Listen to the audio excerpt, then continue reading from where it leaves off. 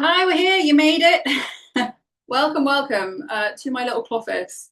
Um, just so you don't know, that's a closet slash office. I have like a walk-in wardrobe that I made into an office. And because I have like five kids and my house is pretty full, so all the bedrooms are taken with children. Um, Today, talking about children, we are going to start with this video first on childhood. Now, I had a good childhood. Like, don't get me wrong. Like, there's many people with a lot worse childhoods than me. I had a fantastic relationship with my parents, my grandparents. We all had family problems, but there was obviously something that happened in my childhood that caused me to make a lot of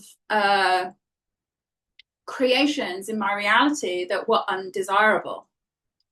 And I did not recognize this and I did not see this. I always thought that the things that happened to me as a kid, um, whilst, it was a horrible experience that I wouldn't really wish on anybody, it shaped a lot of how I wanted to live my life, how I thought relationships should be, how I thought things should be.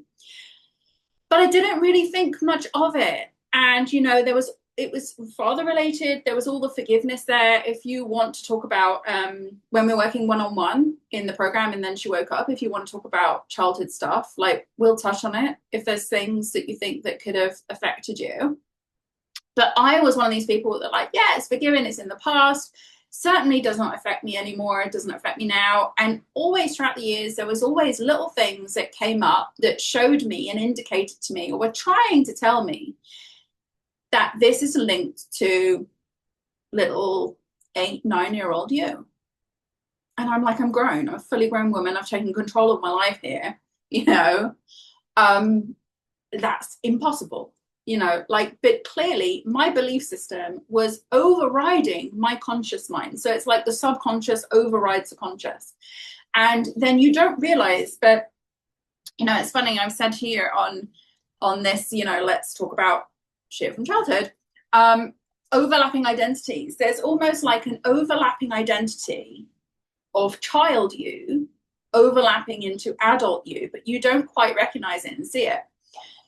So my awakening, what I call is like the day I woke up was the day I absolutely fully realized that there was an 8, 9-year-old version of me that had been interfering, controlling in my life, trying to keep us safe for the last 30 odd years. And I just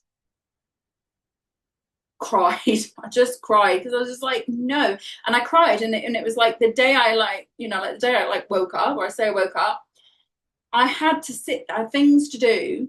But it was a really weird thing. The universe had orchestrated me to be completely alone. Now I have 5 kids and a husband and business, and somehow I ended up completely alone on that morning.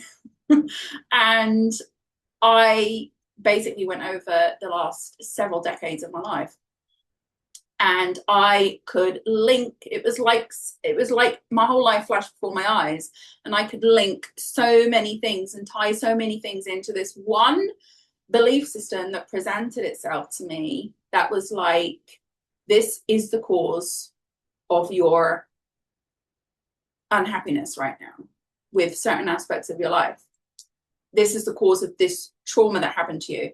That's something very traumatic happened to me in January last year. Again, we'll talk about it privately. I'm not going to talk about it publicly, but January last year, I had something very traumatic happen to me when I thought my life was sorted, solid, when everything was going in the right direction. Something came and just pulled the rug from under me. But it had to happen, because if it didn't, I wouldn't know all this stuff that I know now, and I wouldn't be the person in this identity that I am now. So January last year me is not the same woman as today me. As I'm recording this, it's July 2026, end of July. So once I had that, I realized that this one particular thing had been shaping me. And obviously the version of me that wanted to evolve and clear a lot of stuff needed that to happen for me to wake up and actually see what was going on with my life. So when I talk about, and then she woke up, there was a pivotal day You remember the day I wrote it down. It was June 16th. And just so you know, it's July 30th now. So it's been a matter of weeks. And I have been on a roller coaster, an absolute roller coaster. The whole last year was a roller coaster until June 16th when I had this, like, again, things kept going wrong. It was like picking up, sabotage, picking up, sabotage, until I just freaking asked myself, what am I doing? What am I doing to myself, and why am I doing it? You know, because things were happening to me. It wasn't me, but I could recognize the identity that these things were happening to. And it didn't make any sense to me. I was just like, why is everything falling apart? And then I actually sat with myself and I started to do this process with myself. I won't go into it now. This is something I do one-on-one with people, but I went through this process with myself, and until I got to the point where I was like,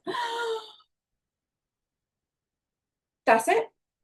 That is it.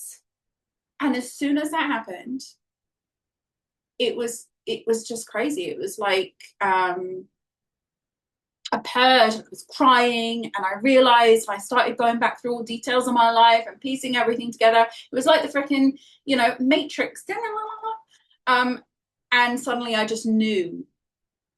And from that day, like, everything has changed. So on the subject of childhood trauma, first thing I want to say on it, or childhood experiences that shape beliefs and things like that, I don't think you need to go and heal childhood wounds. I think you only need to do that when your belief system subconsciously is telling you, I was a victim as a child, there was nothing you can do about it, I forgive everyone, but somehow that thing that happened to you caused something in your identity. And then there's a little child you in there that needs to move on. And until that child moves on, you are not going to fully step into who you need to be, into your full, like, in your power identity. And then the reason this is how I experienced it, like, I hope I don't get committed for this. Don't take me away in the white coats. But I would meditate a lot. And after I had this awakening, in my meditation was a little girl. And always in my meditations before, I was, and I remember saying this to a lady I work with, who's like a coach who sort of like clears people's traumas and things like that. I would say to her, I feel like I'm in a car, and I feel like I'm driving the car, and there's this backseat driver who is a little girl, like telling me, oh, don't do that. And, oh, like, it was almost like weird, but it was like a little voice in the back of your head, or a little backseat driver trying to tell you how to drive. When you're like, no, I know the way. But then there's a little part of you going, oh, am I going to doubt this now? And it felt like that. And then this backseat driver, this little girl, ended up in my meditation, and she ended up outside of my identity.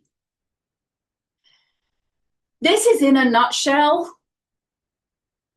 Obviously, I'm going to go into childhood traumas and identities and behaviors and patterns and things from childhood that come up, and how they can affect you and how they can work with you. Because I had, like, after this happened, I sort of asked the universe, asked my higher self. I used to call it the universe a lot. It's not the universe. It's definitely a version of your identity that wants to come in. There's a version of you that has everything completely fulfilled, completely, like, on another level, amazing. And that version wants to come in. But unfortunately, you've got to open the door and let that version in. And we don't know how to do that. I didn't know how to do that until this happened. So once that version comes in, it starts then working triple time to give you everything you want. But there's a shit ton of things that you have to do in terms of, like, who you're being. And it's really like there's one thing you need to do. It's who you're being. But when you go through and experience life, it can be really difficult sometimes to know if you're being the right person. Like, who am I being? this is what this video series hopefully will help you identify a little bit more. And if you can't identify it yourself from these videos, then I would definitely suggest you work with me, because I can ask the right questions. I can look at you and start to ask questions and start to know the questions that I need to ask. It's really weird. I don't know where this came from, but it all came very, very recently. So that's basically childhood stuff. So you've either got it or you haven't. I think most of us have it, depending on our upbringing. Whether it's good or bad, I think most of us have it, you know, because we onboard these things without being fully consciously aware of whether it's good or bad to onboard them. It's like a program being installed that you just are trusting and not questioning. And then sometimes some of us have to start questioning later on in life whether this program is actually serving us or whether it's sabotaging us. And then you get these like little, I call them overlapping identities from the child. So you have to actually kind of move that childhood identity on if you're going to fully embody this new identity that's completely fulfilled, because they can't exist together, sadly. But the childhood identity can still be there, but for me, it's in the other realm.